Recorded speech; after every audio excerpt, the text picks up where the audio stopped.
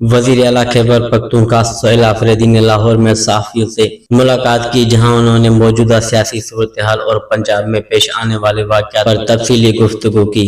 ملاقات کے دوران سہیل آفریدی نے صحافیوں سے ایک غیر معمولی درخواست کرتے ہوئے کہا کہ وہ ذاتی طور پر ان کی تشہیر نہ کریں، نہ ہی ان کے لائیو کوریج دکھائیں اور نہ ہی ان کے بیانات نشر کیے جائیں۔ سہیل آفریدی کا کہنا تھا کہ اصل توجہ کسی ایک شخصیت پر نہیں بلکہ پنجاب میں ہونے والے مبینہ ظلم اور بربریت پر ہونی چاہیے۔ انہوں نے دعویٰ کیا کہ تحریک انصاف سے وابستہ افراد کو منظم انداز میں نشانہ بنایا جا رہا ہے، ان کے کاروبار تباہ کیے جا رہے ہیں اور سیاسی وابستگی کی بنیاد پر دباؤ میں لایا جا رہا ہے۔ وزیر اعلیٰ نے مزید کہا کہ پنجاب میں صورتحال اس نہج تک پہنچ چکی ہے کہ تحریک انصاف کا کوئی کارکن یا رہنما کھلے عام پارٹی کا جھنڈا تک نہیں اٹھا سکتا۔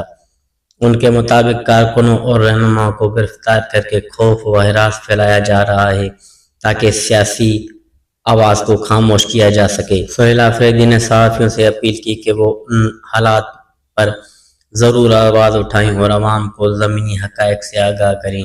ان کا کہنا تھا کہ صحافت کا اصل کردار سچ سامنے لانا ہے اور جب بھی کسی صوبے یا طبقے کے ساتھ ناانصافی ہو تو میڈیا کو اس پر خاموش نہیں رہنا چاہیے۔